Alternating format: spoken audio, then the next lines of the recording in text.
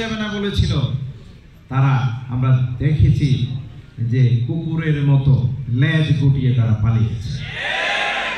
এখন শুনছি যে ওনার নাকি ভিসার মেয়াদ শেষ হয়ে গেছে, সেখানেও রাখা হবে কিনা এটা নিয়ে চিন্তা চলছে।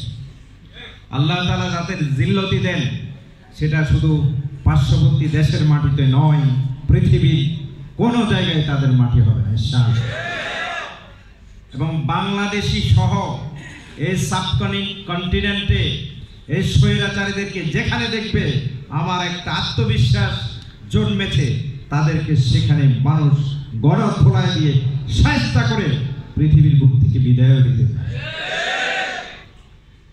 তবে আমরা সেটা চাই না, কারণ তারা এত বেশি অপরাধ করেছে, তাদেরকে এই দেশে নিয়ে এসে মানবতা বিরোধী অপরাধী হিসেবে তাদেরকে সাব্যস্ত করে ফাঁসির কাছে তাদেরকে ছোড়া।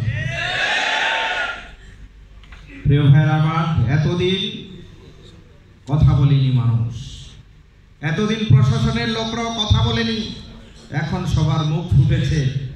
শেখ হাসিনা কিভাবে গুলির জন্য নির্দেশ দিয়েছে, কিভাবে হত্যার জন্য নির্দেশ দিয়েছে, কিভাবে শাপলা চত্বরের লোকদেরকে আলেম ওলামাদের লাশকে গুম করে রাখার জন্য বলা হয়েছে।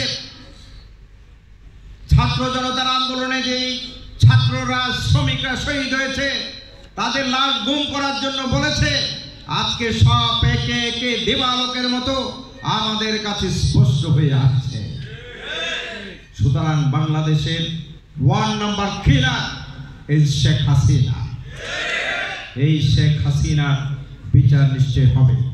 এবং বিভিন্ন জায়গা থেকে আওয়াজ আসছে, যেভাবে ছাত্র জনতার আন্দোলনে ছাত্রলীগ, যুবলীগ এবং আওয়ামী লীগ তাদের অস্ত্র উঁচু করে যুবকদের, তরুণদের, কিশোরদের বুকে গুলি ছুঁড়েছে। এই জঙ্গি সংগঠন বাংলাদেশের রাজনীতি করার আর কোনো অধিকার তাদের থাকতে পারে না।